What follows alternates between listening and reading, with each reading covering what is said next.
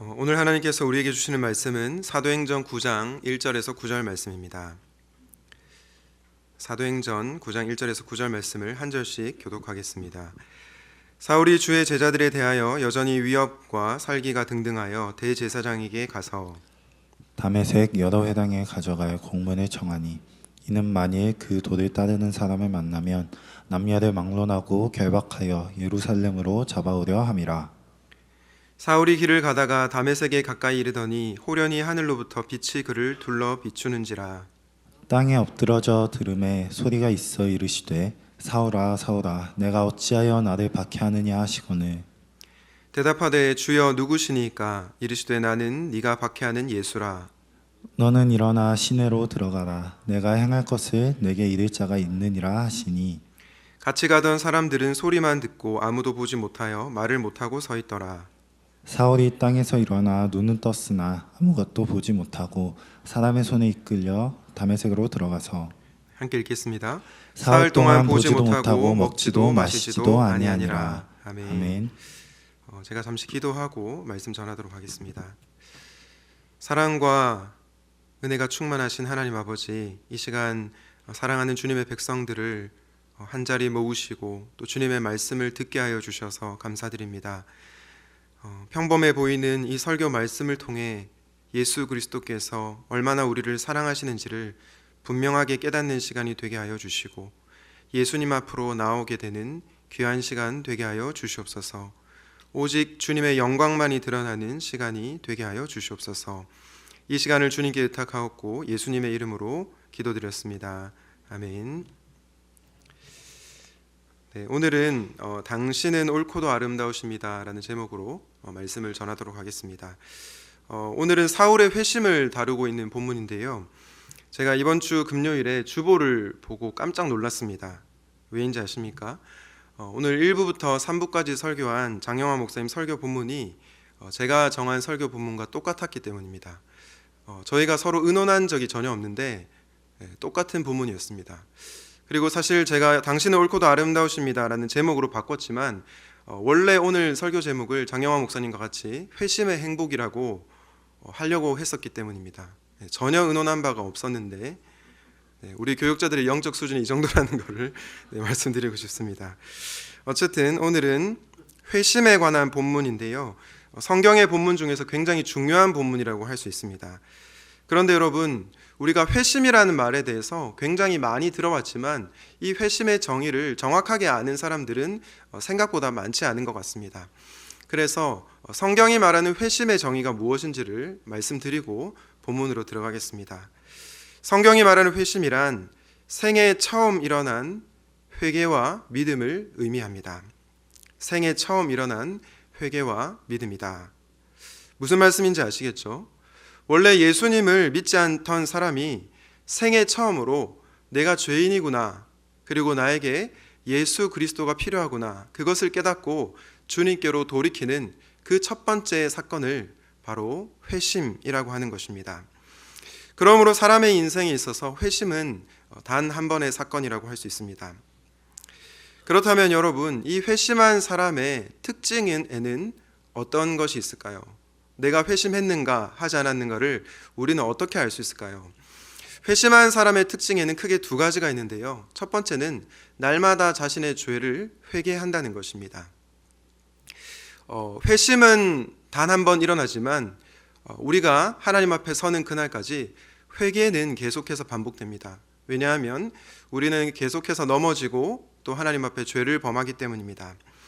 그렇기 때문에 회심은 생애 한 번이지만 회개는 계속해서 이어진다는 것을 여러분들이 기억하시면 좋겠습니다. 회심한 사람의 또 한 가지 특징은요, 주님을 사랑하고 이웃을 사랑한다는 것입니다. 회심 이전에는 예수님과 상관없이 살았습니다. 그러나 회심을 하고 나서는 주님의 사랑에 감격해서 우리도 주님을 부족하지만 사랑한다는 것입니다.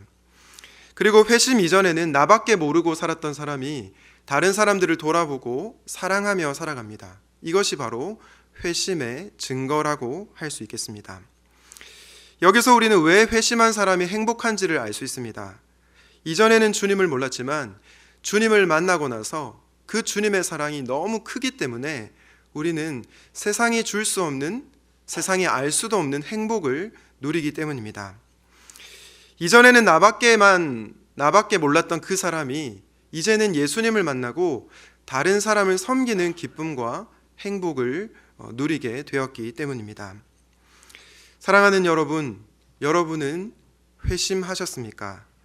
만약 회심하셨다면 예수님께서 저와 여러분을 찾아오셨던 그 순간을 다시 한번 기억하시기 바랍니다. 그리하여 복음의 감격을 다시 한번 회복하면 좋겠습니다.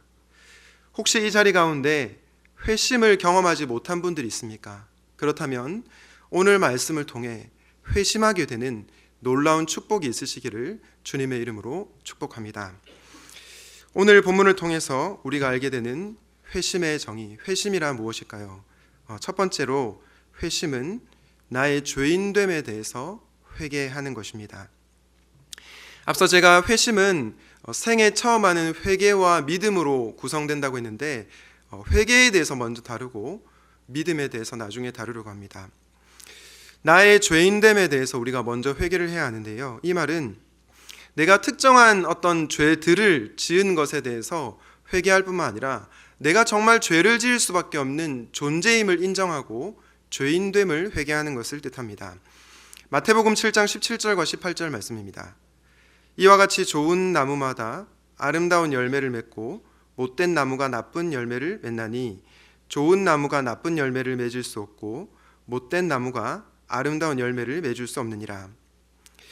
여러분, 이 말씀을 유심히 보시면 좋은 나무마다 아름다운 열매를 맺고 못된 나무마다 나쁜 열매를 맺는다고 말씀합니다.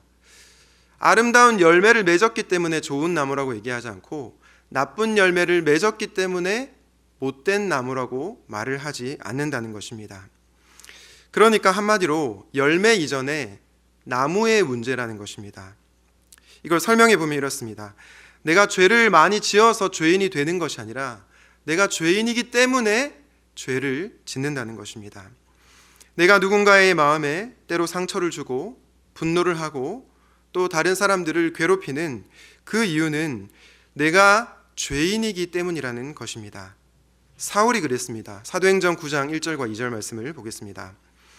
사울이 주의 제자들에 대하여 여전히 위협과 살기가 등등하여 대제사장에게 가서 다메섹 여러 회당에 가져갈 공문을 청하니 이는 만일 그 도를 따르는 사람을 만나면 남녀를 막론하고 결박하여 예루살렘으로 잡아오려 함이라.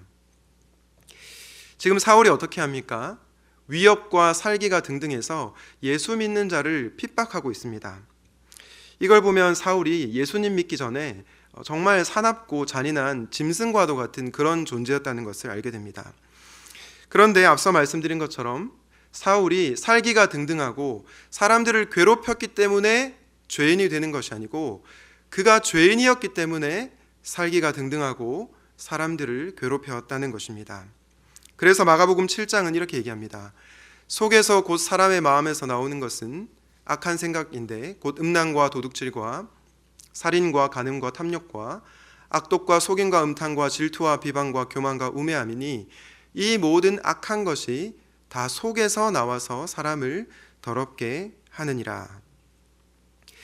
이것을 통해서도 우리가 알 수 있는 사실은 우리가 이런 나쁜 행동을 했기 때문에 죄인이 되는 것이 아니라 우리의 본성 자체가 악하기 때문에 이런 죄의 결과들이 나타난다는 것을 우리는 알 수 있습니다.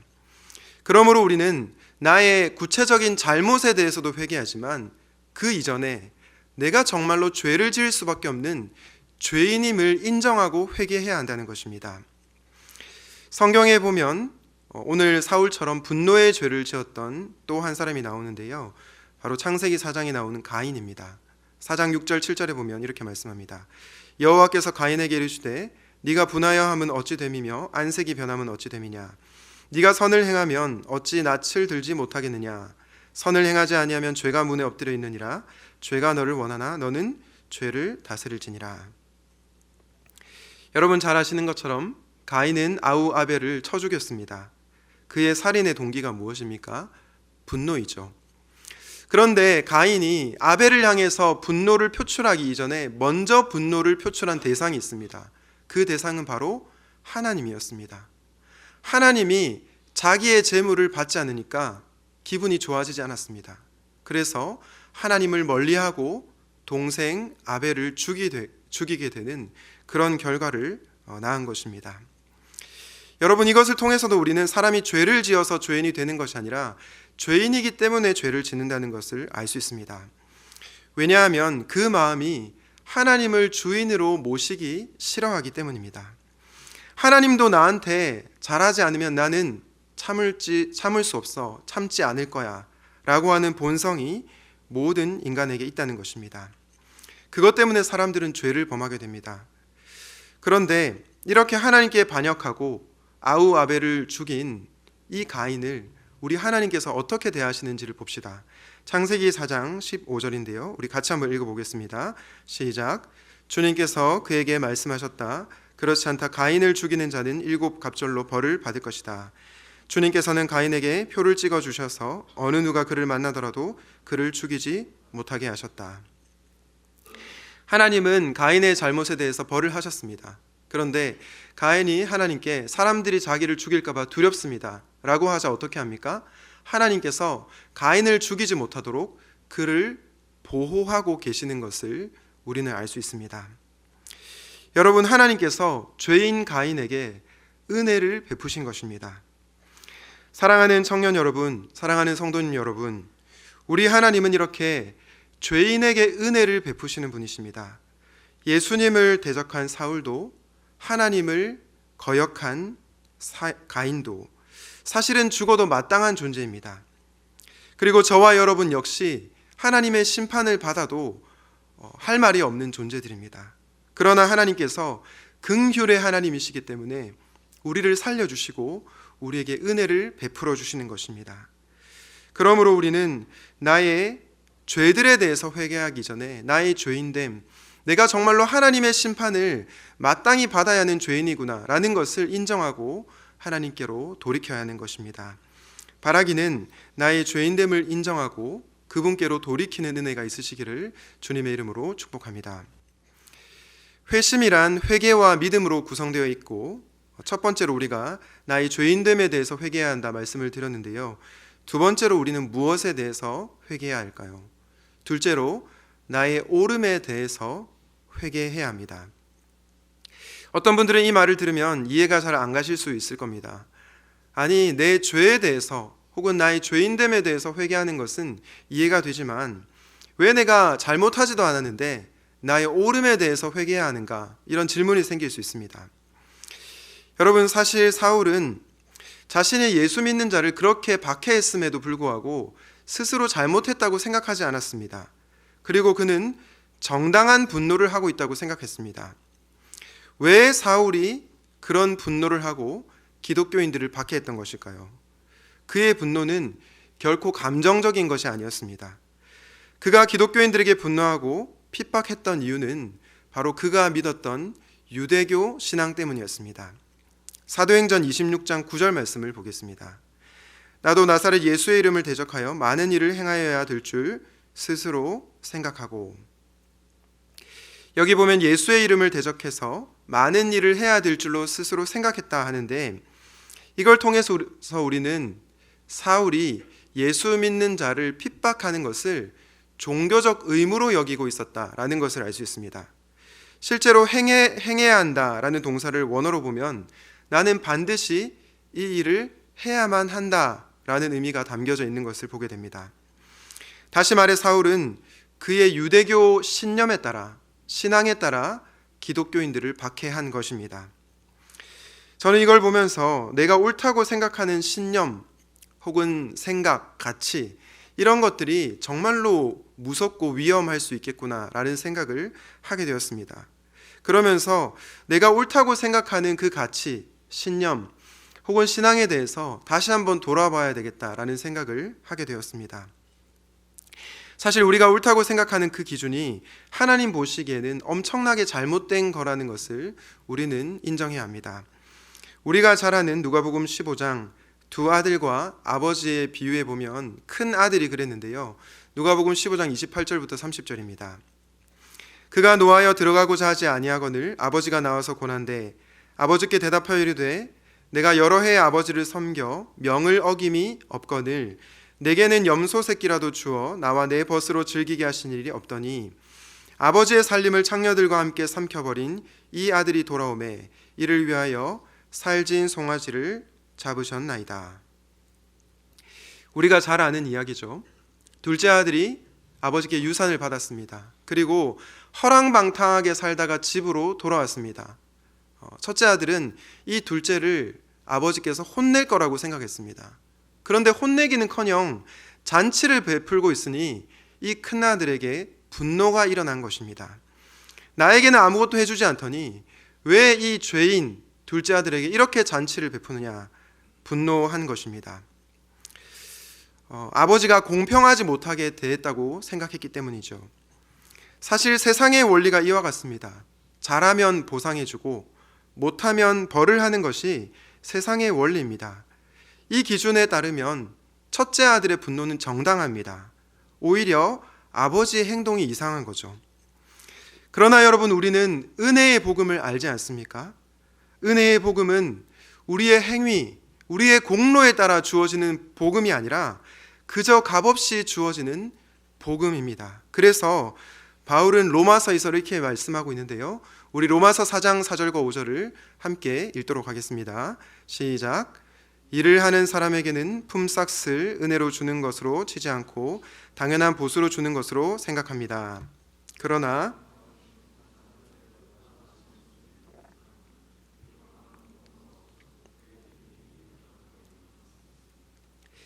여러분, 우리 하나님은 어떤 분이십니까? 일한 만큼 보상하는 분이 아니라 심지어 경건하지 못한 자, 심지어 하나님과 원수가 되었다는 자를 예수를 믿는다는 그 이유로 의롭다고 해주시는 은혜의 하나님이신 것입니다. 여러분, 교회를 다니지 않는 분들이 교회 다니는 분들에 대해서 기독교인들에 대해서 생각하는 어떤 선입견 같은 것이 있습니다. 그것이 뭐냐면 교회 다니는 사람들은 자기만 옳다고 주장하는 사람들이다. 굉장히 배타적이고 독선적이다. 이렇게 생각을 하는 것 같아요. 물론 일부 기독교인들의 무례한 태도와 행동 때문에 그런 생각을 하는 것이 한편으로 이해가 되기도 합니다. 그러나 여러분, 기독교는요, 자기가 옳다고 주장하는 종교가 아닙니다. 기독교는 내가 옳다고 주장하는 종교가 아니라 오직 예수님만이 옳다고 주장하는 종교입니다. 그러므로 기독교인들도 오직 예수라는 복음의 진리 외에는 내 견해나 생각이 무조건 맞다는 생각을 내려놓을 수 있어야 합니다. 내가 가진 생각이나 견해가 틀릴 수도 있다는 것을 겸손하게 인정해야 하는 것입니다. 사랑하는 여러분, 여러분은 여러분의 기준과 여러분의 생각이 항상 옳다고 생각하십니까? 세상의 기준에 따르면 내가 옳다고 말할 수 있을지 모르겠습니다. 그러나 우리는 알고 있습니다. 하나님 앞에서 우리는 어떤 자격도 내세울 수 없다는 것을요. 그 어떤 공로도 하나님 앞에 내세울 수 없다는 것을 기억해야 합니다. 그러므로 우리는 우리의 죄인됨 뿐 아니라 우리의 옳음에 대해서도 회개해야 합니다. 혹시 여러분 가운데 첫째 아들처럼 이 불공평한 그런 것에 대해서 분노하고 있는 분들이 있다면 나의 옳음에 대해서도 회개하는 여러분이 되시기를 주님의 이름으로 축복합니다. 회심은 회개와 믿음으로 구성되어 있고 우리가 해야 할 두 가지 회개에 대해서 말씀드렸습니다. 하나는 우리의 죄인됨에 대한 회개였고 하나는 우리의 옳음에 대한 회개였습니다. 그렇다면 회심의 마지막 요소인 믿음, 이 믿음은 무엇일까요? 믿음은 바로 옳고도 아름다운 당신을 바라보는 것입니다. 그래서 이렇게 말씀드리고 싶습니다. 옳고도 아름다우신 예수님을 바라보십시오. 여러분, 우리가 예수님을 어떻게 표현할 수 있을까요? 예전에 박완서 작가가 옳고도 아름다운 당신이라는 책을 썼는데 저는 이 책의 제목처럼 우리 예수님을 이렇게 부를 수 있다고 생각합니다. 예수님은 옳고도 아름다우신 분이시다. 그리고 우리가 예수님을 인격적으로 만나면 우리 역시 예수님은 옳고도 아름다우십니다라고 고백할 수밖에 없다고 생각합니다. 사울을 찾아오신 예수님을 보면 알 수 있습니다. 사도행전 9장 3절에서 5절인데요. 사울이 길을 가다가 다메섹에 가까이 이르더니 호련히 하늘로부터 빛이 그를 둘러 비추는지라. 땅에 엎드려져 들음에 소리가 있어 이르시되 사울아 사울아 네가 어찌하여 나를 박해하느냐 하시거늘 대답하되 주여 누구시니까 이르시되 나는 네가 박해하는 예수라. 여러분, 여기서 중요한 사실은 사울이 예수님을 먼저 찾은 것이 아니고 예수님이 먼저 사울을 찾으셨다는 것입니다. 어둠 가운데 있었던 사울을 빛이신 예수님께서 찾아오셨습니다. 그리고 그의 이름을 몇 번 부르고 있습니까? 2번 부르고 있습니다. 사울아 사울아. 성경에 이렇게 이름을 2번 부르는 것은요, 그 대상을 굉장히 친밀하게 여기고 인격적으로 대하는 것을 의미합니다. 그리고 네가 어찌하여 나를 박해하느냐 물으십니다. 여러분, 주님께서 사울을 향해서 네가 어찌하여 나를 박해하느냐 그렇게 질문하셨을 때 주님의 마음이 어떤 마음이었을까요? 분노하는 마음이었을까요? 짜증의 마음이었을까요? 그렇지 않습니다. 우리 주님의 마음은요, 긍휼의 마음이었고 사랑의 마음이었습니다. 이것을 우리가 어떻게 알 수 있느냐? 사도행전 26장 14절을 보면 알 수 있습니다. 우리 사도행전 26장 14절 같이 한 목소리로 읽도록 하겠습니다. 시작. 저희는 모두 땅에 엎드렸습니다. 그리고 히브리 말로 사울아 사울아 왜 나를 박해하느냐, 가시돋친 채찍에다 발길질을 하다가는 너만 다칠 뿐이다 하는 음성을 제가 들었습니다. 여러분, 소가 잘못된 방향으로 나아갈 때 주인은 가시돋친 채찍으로 그 소를 통제합니다. 이 채찍으로 통제를 하면서 소가 잘못된 방향으로 가지 않고 이렇게 바른 방향으로 갈 수 있도록 통제를 합니다. 그런데 소가 계속해서 주인의 말을 듣지 않고 계속해서 잘못된 방향으로 가면 어떻게 됩니까? 소만 다칠 뿐입니다.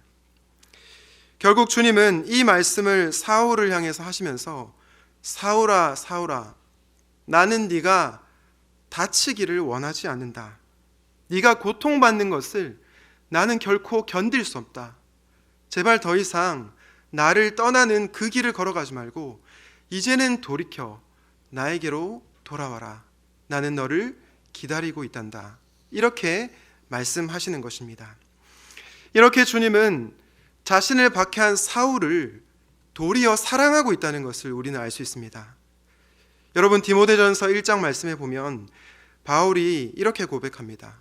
나는 전에는 박해자요 폭행자였으나 이제는 믿음과 사랑을 누리고 있습니다.